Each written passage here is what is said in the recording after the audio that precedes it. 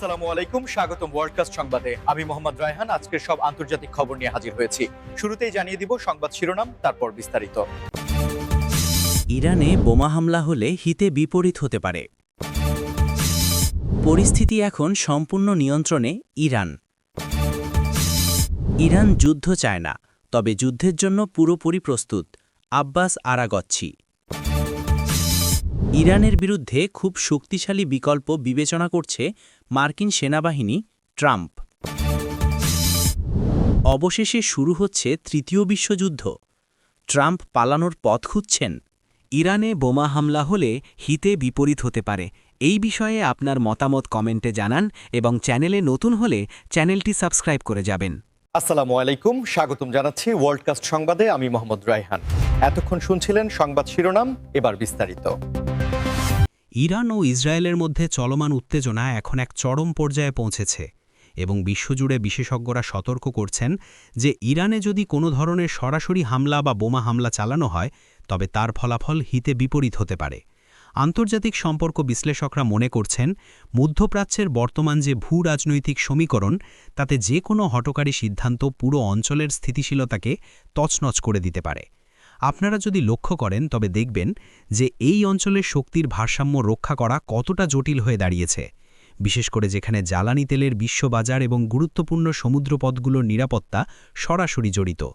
ইরানের মতো একটি কৌশলগতভাবে গুরুত্বপূর্ণ রাষ্ট্রে কোনো সামরিক পদক্ষেপ নেওয়া হলে তা কেবল সেই দেশের ভেতরে সীমাবদ্ধ থাকবে না, বরং তার প্রভাব ছড়িয়ে পড়বে সারা বিশ্বে। বিশেষজ্ঞরা বলছেন, এই ধরনের পদক্ষেপে তেলের দাম আকাশচুম্বী হতে পারে, যা বিশ্ব অর্থনীতিতে একটি বড় ধরনের মন্দা ডেকে আনতে পারে।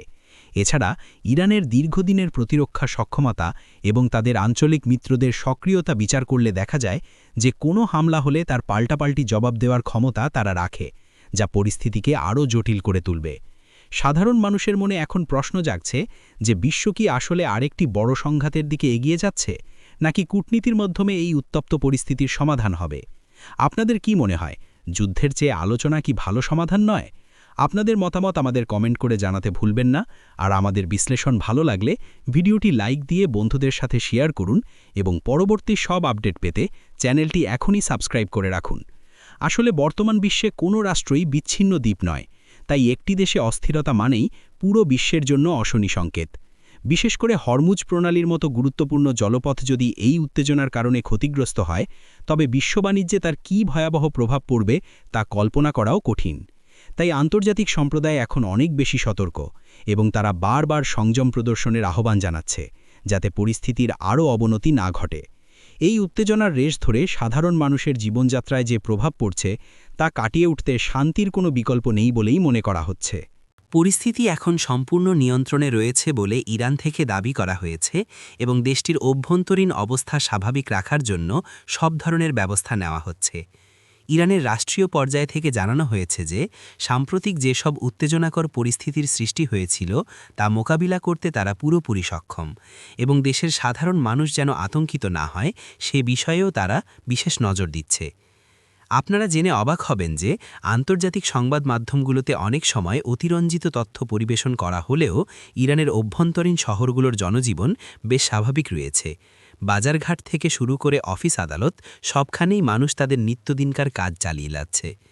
সরকার পক্ষ থেকে বলা হয়েছে যে তাদের নিরাপত্তা বাহিনী যে কোনো ধরনের অপ্রীতিকর পরিস্থিতি সামাল দিতে প্রস্তুত এবং দেশের সার্বভৌমত্ব রক্ষায় তারা বিন্দুমাত্র ছাড় দেবে না। এই খবরের পর বিশ্ববাজারে কিছুটা স্বস্তি ফিরে এসেছে, কারণ ইরানের মতো একটি গুরুত্বপূর্ণ তেল উৎপাদনকারী দেশে অস্থিরতা মানেই অর্থনৈতিক অস্থিরতা।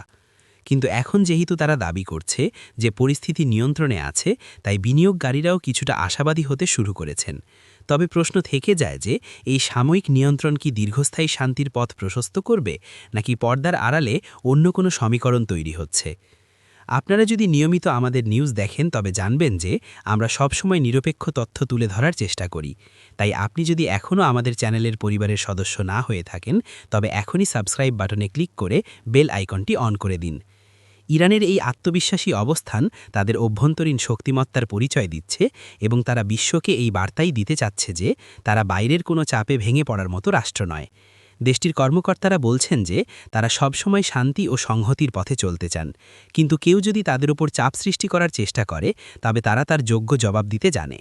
এই মুহূর্তে বিশ্ববাসী তাকিয়ে আছে তেহরানের পরবর্তী পদক্ষেপের দিকে, কারণ এই অঞ্চলের শান্তি মূলত নির্ভর করছে বিভিন্ন পক্ষের সংযত আচরণের উপর।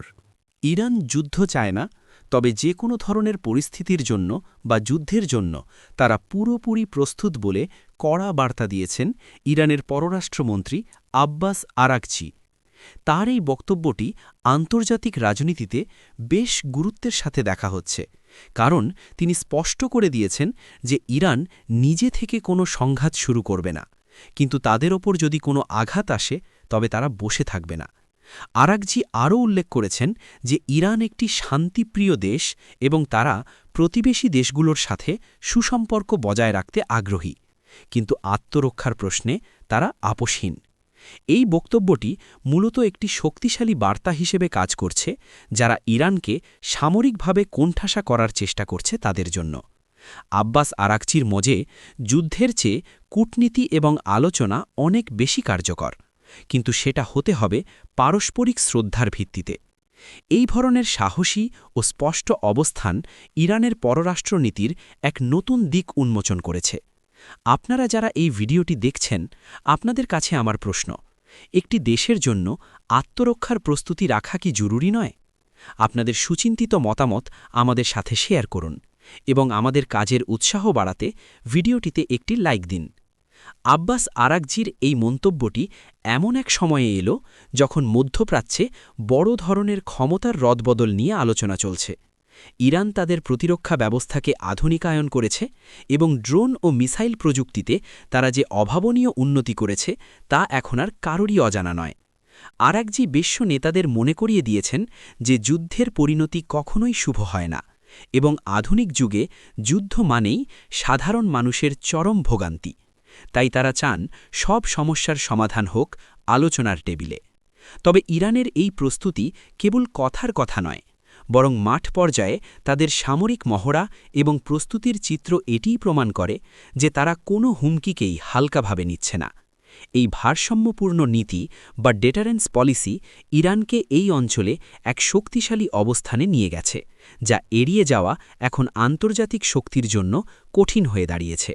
ইরানের বিরুদ্ধে খুব শক্তিশালী বিকল্প বা অপশন বিবেচনা করছে মার্কিন সেনাবাহিনী এবং দেশটির সাবেক প্রেসিডেন্ট ডোনাল্ড ট্রাম্প এমনটি ইঙ্গিত দিয়েছেন। তার এই ধরনের বক্তব্য আন্তর্জাতিক মহলে নতুন করে উদ্বেগের সৃষ্টি করেছে, কারণ ট্রাম্পের শাসন আমলেও আমরা ইরান আমেরিকা সম্পর্কের চরম অবনতি হতে দেখেছি। ট্রাম্প মনে করছেন যে ইরানের ক্রমবর্ধমান প্রভাব রুখতে হলে কেবল অর্থনৈতিক নিষেধাজ্ঞা যথেষ্ট নয়, বরং সামরিক সক্ষমতার প্রদর্শন বা আরও কঠোর কোনো পদক্ষেপের প্রয়োজন হতে পারে।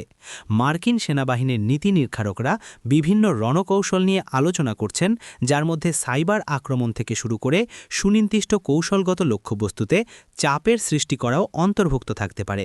তবে এই শক্তিশালী বিকল্প আসলে কি হতে পারে তা নিয়ে জল্পনা কল্পনার শেষ নেই। বিশ্লেষকদের মতে আমেরিকা হয়তো সরাসরি যুদ্ধে জড়াতে চাইবে না, কিন্তু তারা এমন এক পরিস্থিতি তৈরি করতে চায় যেখানে ইরানকে তাদের শর্ত মেনে নিতে বাধ্য করা যায়।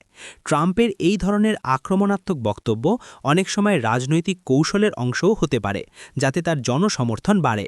তবে বাস্তব ক্ষেত্রে মার্কিন সেনাবাহিনী যে কোনো পদক্ষেপ নেওয়ার আগে মধ্যপ্রাচ্যে তাদের মিত্রদের কথা এবং বিশ্ব অর্থনীতির স্থিতিশীলতার কথা অবশ্যই মাথায় রাখবে। আপনারা কি মনে করেন, ট্রাম্পের এই ধরনের কঠোর অবস্থান কি মধ্যপ্রাচ্যের সমস্যার সমাধান করতে পারবে, নাকি পরিস্থিতি আরও ঘোলাটে হবে? আপনাদের মূল্যবান কমেন্ট আমাদের জন্য অনেক গুরুত্বপূর্ণ, তাই কমেন্ট বক্সে লিখতে ভুলবেন না। এছাড়া নিয়মিত এমন বিশ্লেষণধর্মী নিউজ ভিডিও পেতে আমাদের চ্যানেলটি সাবস্ক্রাইব করে রাখুন।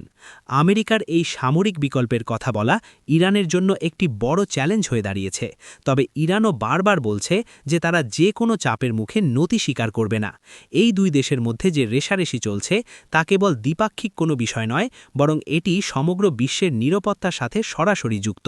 তাই জাতিসংঘসহ অন্যান্য আন্তর্জাতিক সংস্থাগুলো বারবার দুই পক্ষকেই সংযত থাকার অনুরোধ জানাচ্ছে, যাতে নতুন করে কোনো সংঘাতের সূচনা না হয়, যা নিয়ন্ত্রণ করা অসম্ভব হয়ে পড়বে। অবশেষে কি শুরু হচ্ছে তৃতীয় বিশ্বযুদ্ধ? এই প্রশ্নটি এখন সামাজিক যোগাযোগ মাধ্যম থেকে শুরু করে সর্বত্র ঘুরপাক খাচ্ছে, বিশেষ করে যখন ডোনাল্ড ট্রাম্পের মতো প্রভাবশালী নেতাদের বিভিন্ন বক্তব্য সামনে আসছে, তখন সাধারণ মানুষের মনে শঙ্কা বাড়ছে যে পৃথিবী কি এক বড় ধ্বংসের দিকে পা বাড়াচ্ছে। কিছু সংবাদ মাধ্যমে এমনও দাবি করা হচ্ছে যে ট্রাম্প নাকি পালানোর পথ খুঁজছেন বা পরিস্থিতির গুরুত্ব বুঝে আড়ালে যাওয়ার চেষ্টা করছেন। তবে এই ধরনের খবরের নির্ভরযোগ্যতা নিয়ে যথেষ্ট সন্দেহ রয়েছে। আসলে তৃতীয় বিশ্বযুদ্ধ শুরু হওয়ার মতো পরিস্থিতি বর্তমানে বিদ্যমান থাকলেও আধুনিক বিশ্বের অর্থনৈতিক কাঠামো এবং পারমাণবিক শক্তির ভারসাম্য কোনো দেশকেই সরাসরি বড় সংঘাতের দিকে পা বাড়াতে দিচ্ছে না, কারণ একটি বিশ্বযুদ্ধ মানেই হবে মানব সভ্যতার বিনাশ। ট্রাম্পের মতো নেতারা অনেক সময় রাজনৈতিকভাবে বিতর্কিত বা কঠোর কথা বললেও শেষ পর্যন্ত জাতীয় স্বার্থের কথা চিন্তা করেই তাদের সিদ্ধান্ত নিতে হয়। যুদ্ধের গুঞ্জন ছড়ানো সহজ, কিন্তু যুদ্ধের ভয়াবহতা সহ্য করা অত্যন্ত কঠিন। মানুষ এখন অনেক বেশি সচেতন এবং তারা জানে যে যুদ্ধ কেবল রক্তপাতই আনে, কোনো সমাধান দেয় না। তাই বিশ্ব নেতারা সবসময় চেষ্টা করেন ব্যাক চ্যানেল কূটনীতি বা গোপন আলোচনার মাধ্যমে বড় ধরনের বিপদ এড়াতে। আপনাদের কি মনে হয়, সত্যি কি আমরা একটি বিশ্বযুদ্ধের দ্বারপ্রান্তে দাঁড়িয়ে আছি, নাকি এটি কেবল মিডিয়ার তৈরি করা হাইপ? আপনাদের অভিমত আমাদের জানান, এবং আমাদের আজকের এই বিস্তারিত সংবাদ বিশ্লেষণ যদি আপনাদের ভালো লেগে থাকে তবে অবশ্যই লাইক দিন এবং আমাদের চ্যানেলটি সাবস্ক্রাইব করে আমাদের সাথে থাকুন। আমরা সব সময় চেষ্টা করি আপনাদের কাছে সঠিক এবং বস্তুনিষ্ঠ তথ্য পৌঁছে দিতে, যাতে আপনারা কোনো ধরনের বিভ্রান্তিকর খবরে আতঙ্কিত না হন।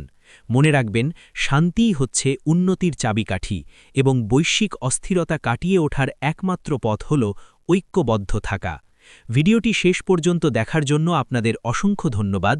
সুস্থ থাকুন, ভালো থাকুন এবং পরবর্তী নিউজ আপডেট পেতে আমাদের চ্যানেলের সাথেই থাকুন। আপনাদের অনুপ্রেরণাই আমাদের সামনে এগিয়ে যাওয়ার শক্তি যোগায়। ধন্যবাদ।